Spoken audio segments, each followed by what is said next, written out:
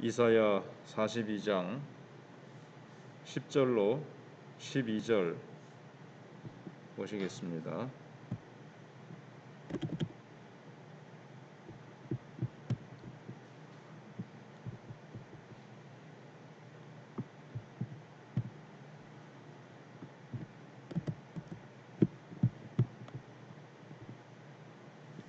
항의하는 자들과 바다 가운데의 만물과 섬들과 거기에 사는 사람들아, 여호와께 새 노래로 노래하며 땅끝에서부터 찬송하라. 광야와 거기에 있는 성읍들과 게달 사람이 사는 마을들은 소리를 높이라. 셀라의 주민들은 노래하며 산 꼭대기에서 즐거이 부르라. 여호와께 영광을 돌리며 섬들 중에서 그의 찬송을 전할지어다. 아멘. 오늘 본문에서 새 노래로 노래하며 하나님께 나아가라고 선지자가 찬양으로 초대하고 있습니다. 바다와 광야, 온 세상을 향해 구원의 기쁨에 참여하도록 그렇게 초대하고 있습니다. 여기 항의하는 자들과 그랬는데, 미신에 가장 많이 사로잡힌 자가 누군가 하면 배 타는 사람들입니다. 왜냐하면 바다가 옛날에는, 지금도 그렇지만 너무 변덕스럽고, 지금처럼 뭐 배가 항해술이 발달되어 있지 않기 때문에 언제든지 풍랑을 만나서 빠져 죽을 수 있기 때문에 미신에 가장 많이 섬겼습니다. 배 사람들은 그래서 이 신앙을 가지려고 하지 않습니다. 인격적인 하나님을 모릅니다. 오직 자신들이 바다에 나갈 때마다 폭풍을 피해서 물에 빠져 죽지 않는 것, 그것만 생각합니다. 그런데 장차 항해하는 자들이 우리 하나님을 찬송하게 된다, 이렇게 이제 말씀하고 있습니다. 이거는 미신에 사로잡혀서 정말 하나님을 믿기 어려운 자들이 꼭 항해하는 자들뿐만 아니라 그들의 대표적인 예죠. 이들이 하나님을 알게 되고 복음 앞에 무릎을 꿇고 하나님을, 인격적인 하나님, 살아계신 하나님, 여호와 하나님을 찬송하게 되는 날이 온다 하는 것입니다. 그리고 이게 바다 가운데 있는 만물이라 하는 것은 물고기라든가 물 속에 있는 여러 가지 생물들을 말합니다. 물 속에 있는 것들은 땅 위에 있는 일하고는 상관이 없는 존재들이죠. 더군다나 물고기들은 아가미를 가지고 있어서 찬송이란 건 할 수가 없습니다. 도저히 찬송할 수 없는 자들도 하나님을 찬송하게 된다는 뜻입니다. 여기 섬이라는 것은 복음에서 가장 멀리 떨어진 곳을 말합니다. 성경이 섬들아 뭐 이렇게 섬을 얘기할 때 그곳에 있는 사람들도 복음을 듣고 새 노래로 하나님을 찬송하게 될 것을 말씀하고 있습니다. 그래서 오늘 본문에 항해하는 자, 바닷속에 있는 만물, 섬에 거하는 사람들 모두 하나님의 말씀으로부터 가장 멀리 떨어져 있습니다. 한 번도 하나님에 대해서 들어본 적도 없습니다. 전도자를 만난 적도 없습니다. 그렇지만 그들까지도 하나님은 하나님을 알게 하시고 하나님을 찬양하게 하나님이 만드실 것을 말씀하고 있습니다. 사실 배경은, 이때 역사적인 배경은 바벨론이 온 세계 그 당시 그 지역에, 뭐 지구 땅끝까지는 아니지만 그 당시에 그 지역에 어디든지 깊은 숲속이든 뭐 어디든지 전쟁을 일으켜서 구석구석 다 침략해 들어가지고 사람들을 괴롭히고 죽이고 빼앗고 억압하고 고통을 가했었습니다. 그런데 하나님께서 그 바벨론을 어느 한순간 침묵하시던 하나님께서 이스라엘 백성들이 이제 그 밑에 억압당하고 노역을 하고 있었지 않습니까? 근데 하나님께서 복역의 때가 끝났을 때, 죄에 대해서 그만큼 이제 징벌을 받았 것이 이제 하나님께 됐다 싶을 때 하나님께서 어느 날 바벨론을 싹 뒤집어 엎으시고 깨뜨려 버리시고, 앞서 생각해 본 대로 고레스가 나타나서 다 싹 밀어 사라지게 해버리시고, 그 다음에 하나님께서 건지시는 겁니다. 이스라엘 백성들을 건지시고 저 섬과 찬송할 수 없었던 자들이 하나님의 구원 사역으로 말미암아 찬송하게 되는 것을 말씀하고 있습니다. 이사야 당시에 그 역사적인 배경을 가고 있지만 이건 또 멀리 내다보면서 이중적인 예언이죠. 그 당시의 것을 예언하면서 또 신약 시대를 나타내 보여주고 있습니다. 하나님의 택한 종 메시아가 어제 생각해 본 대로 이 땅에 오셔서 정말 복음이 그리고 이제 사역을 이루시고 난 다음에 오순절날 성령을 보내셔서 땅끝까지 이제 복음을 전하는 은혜의 시대, 성령의 시대, 교회 시대가 도래하면 정말 저 깊은 오지에 있는 자들, 섬에 있는 자들, 그리고 성령이 역사하면 찬송할 수 없었던 자들이 찬송하는 시대가 오게 된다는 겁니다. 그것을 말씀하고 있습니다. 바벨론은 뭘 말하겠습니까?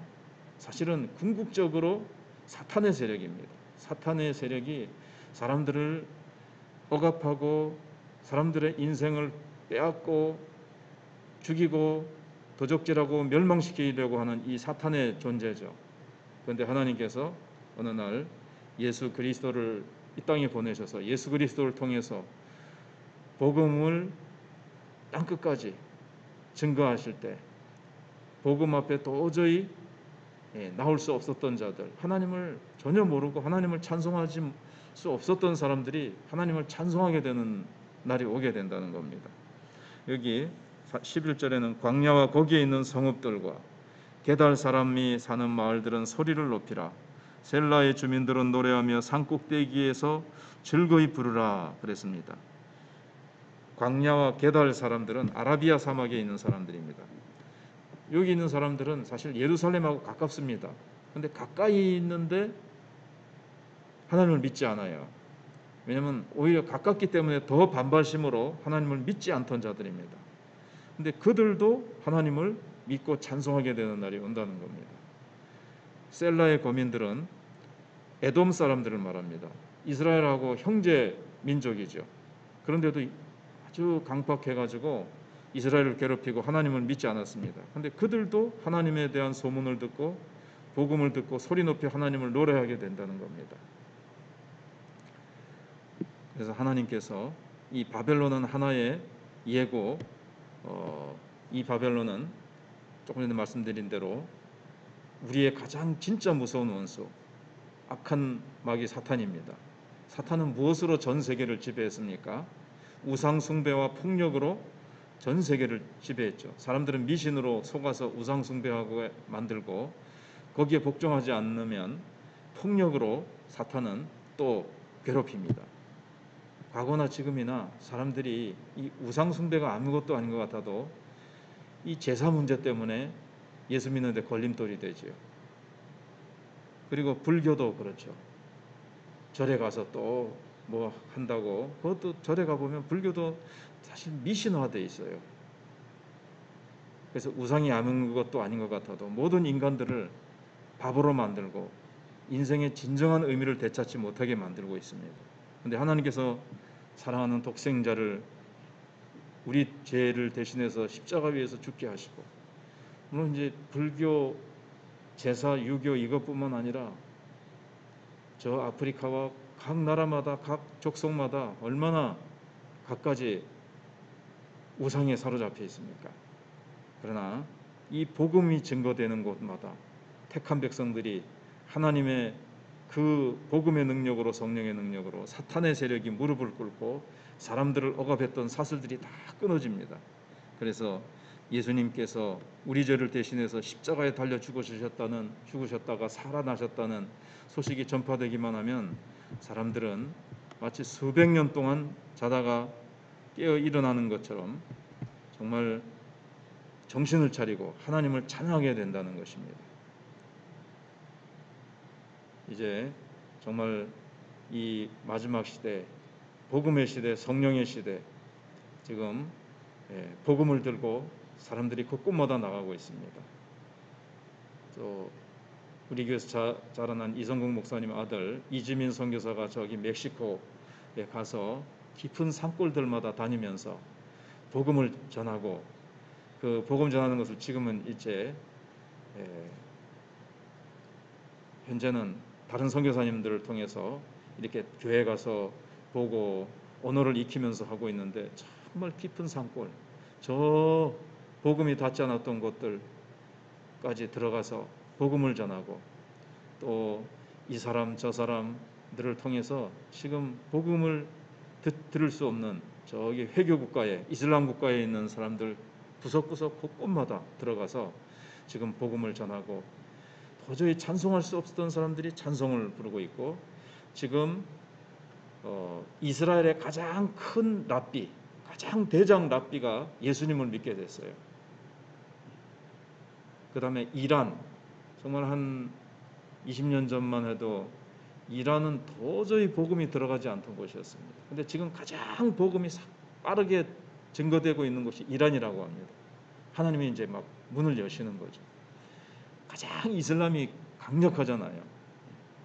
예수 믿다가 들키면은 막 그야말로 사람을 껍질을 벗겨버리는, 그렇게 이 시대에도 그렇게 무섭던 이란도 예수 그리스도를 믿는 사람들이 많이 생겨나게 되어지고, 이스라엘의 랍비들이 돌아와서 회개하고 주께로 돌아오는, 주님을 찬양하는 일들이 지금 이렇게 일어나고 있습니다.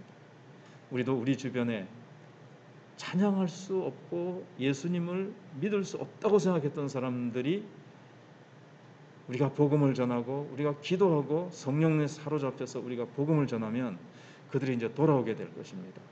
우리가 한 사람 한 사람 애써서 기도할 때에 정말 절망 중에 있고 하나님을 찬송하지 못했던 입술들이 하나님을 이곳에 나와서 찬양하도록, 우리가 이번 집회 때에 찬양단이 와가지고 할 때 전화를 해가지고 한번 와보라, 이 찬양 집회 와서 저녁에 정말 뜨겁게 주님을 찬양했습니다. 우리가 주님을 찬양하고 찬양할 수 없었던 사람들에게도 복음을 전해서 더 많은 사람들이 함께 주님을 찬양할 수 있도록 우리 마천교회가 귀하게 쓰임 받도록 우리가 기도